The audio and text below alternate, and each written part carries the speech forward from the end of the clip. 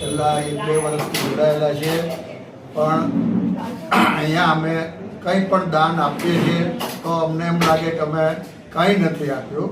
અને અહીંયા જે ઘરડાઓ વડીલો અને એમને જોઈ અમને બહુ ખુશી થાય છે. આજે મારો જન્મદિવસ હોવાથી અમોએ અહીંયા ભોજન નક્કી કરેલું છે અને આજે અમારા મિત્ર મંડળ વડીલો સહિત આજે આટલી સંખ્યામાં હાજર રહી અને અમને સાથ સહકાર આપેલ છે તે બદલ તે સર્વનો ખૂબ ખૂબ આભાર. રાધે રાધે.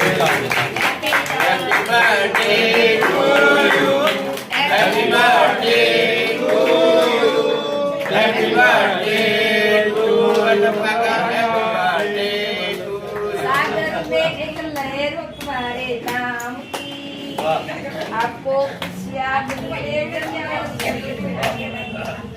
आपको है आनंद में जाके मिल जाना.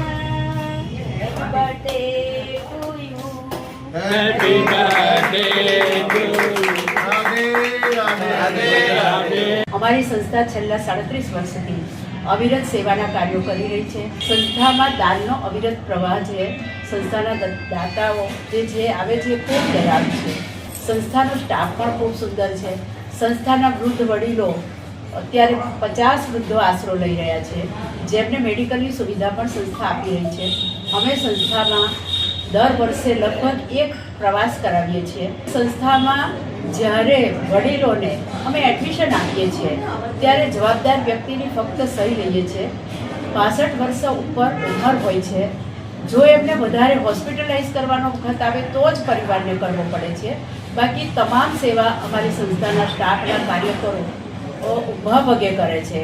બને ત્યાં સુધી અમે ઘરે નહીં જવાય એવા પ્રયત્નો કરીએ છીએ કે જે 2 પગે ચાલીને આવે છે અને 4 વ્યક્તિના ખભા ઉપર જાય એવા પ્રયત્નશીલ અમે રહીએ છીએ કે કોઈ પણ વ્યક્તિ અહીં મૃત્યુ પામે તો સંસ્થા એ મૃત્યુ સુધીની જવાબદારી આ સંસ્થા નિભાવી રહી છે. એ સર્વ જો યશ જતો હોય તો અમારા સંસ્થાના પ્રમુખશ્રી, ટ્રસ્ટીશ્રી અને હોદ્દેદારોને જાય છે.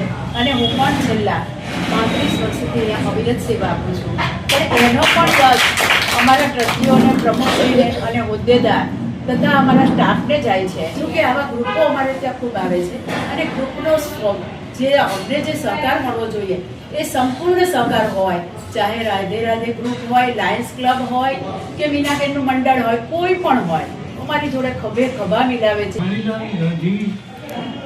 36 વર્ષથી અહીંયા કાર્યરત